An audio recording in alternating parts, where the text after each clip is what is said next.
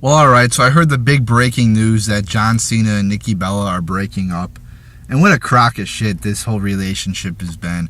I mean, how annoying has it been hearing every little detail of their relationship over the past 6 years, with this total Bellas and total divas and all these bullshit shows. You know, every little thing they do, you hear about it. John Cena proposes at WrestleMania.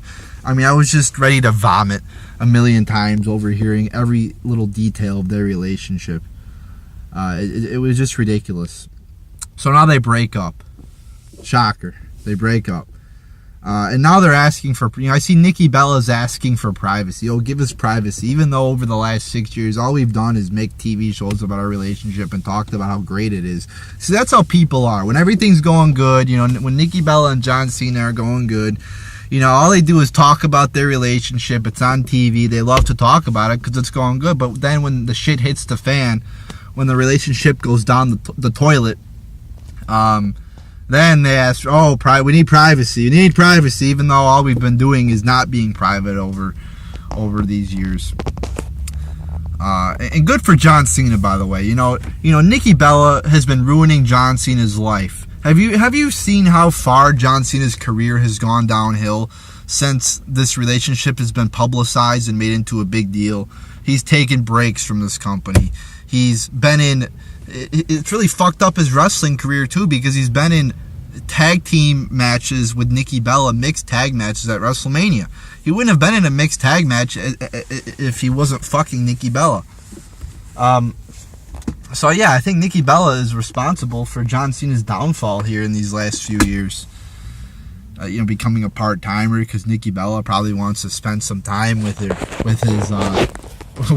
what she hoped to be his future husband, John Cena. But, good for John Cena, though. He didn't want to get married. Nikki Bella kept trying to force him to get married, But as we all know, a lot of women are bitches, and a lot of relationships end in divorce. A lot of marriages end in divorce. So, good for John Cena. Hopefully he could put this behind him, and start... focusing more on his wrestling career now that this... Because you've been hearing as much about John Cena's marriage or his relationship as you had about his wrestling. So, and all these girls that watch this product, they were very into this relationship. Oh my God, again, with the whole Total Divas show. I'm sure they're just heartbroken now. I'm sure everybody's just crying over it, but not me. I'm happy that this thing, I saw it was front page news on Bleacher Report, that this relationship is all. I mean, people just pay so much attention to wrestlers' dating lives. It's just ridiculous. Why are those even stories? Because I don't really give a shit who Nikki Bella is dating. I don't give a shit who Randy Orton is dating. I don't give a shit. What I care about is their wrestling ability and how they perform in the ring. I really don't want to go on wrestling websites and read about, Seth Rollins, is going on with this. I don't give a shit, really, to be quite honest with you. And now, again, they're making TV shows about it. It's all over the place. So... It's just, it really just made me, again, it made me want to vomit. And I'm glad this relationship is over. Because maybe now we could focus more on the wrestling aspect of wrestling as opposed to, all this drama and how John Cena doesn't want to get married and how he doesn't want kids. Good for him. He's a fucking wrestler. He's fucking wrestling. He's got a full-time fucking job where he's traveling 300 days a year. Do you think you want kids? How are you going to raise kids if you're like that? That's why I get some of these, I see some of these wrestlers get married and shit. It's like, why would you get married and have kids if you're going to be gone that long? It's just not a good idea. It's a recipe for disaster. Relationships as they are already tough. And I'll put in the factor of you being on the road all the time, never being home. It just makes it, a recipe for disaster.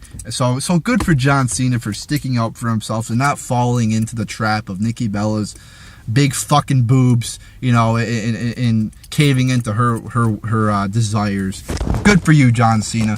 Way to be a man, and way to not fall for Nikki Bella's, huge ass tits, fake ass tits. But by the way, they're fake, so they're not even real. So, but there you go, people. There's my thoughts on that. maybe I shouldn't even have made a video on it, because like I said, I've been sick of hearing about it, and I've been sick of this whole drama between John Cena and Nikki Bella, and all the other drama in this company, by the way, with all the divas and everything else. Oh, I'm sorry, I'm not supposed to call them divas now. Even though they made a show called Total Divas, I'm not supposed to say now it's the women's division. So yeah, what a revolutionary moment in women's history that was, changing the name of the Divas division to women's. You know, that's just going to be written about in history books for the next 50 years, how WWE did that. And you know, just these revolutionary moments in women's history here, people. You know, the first time Divas had a Royal Rumble, the first time Divas were inside Hell in the Cell. Historic moments, people. Historic moments. You know, it's reminiscent of the time when women were allowed to vote in the 1920s for the first time. So there you go, people. There's my thoughts on all this bullshit that's happening in WWE with John Cena and Nikki Bella. I don't give a shit. So there you go.